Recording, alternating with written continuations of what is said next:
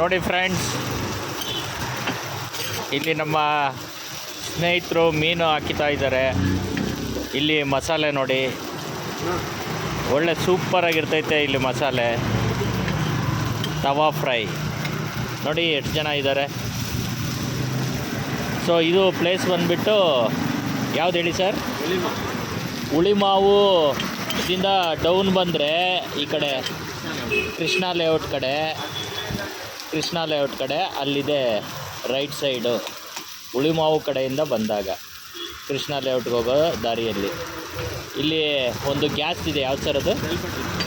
Self petrol bunk ರೋಡಲ್ಲಿ right side ಇದೆ ನೋಡಿ. ಬಂದೊಂದು ಸರಿ ಟೇಸ್ಟ್ ಮಾಡಿ.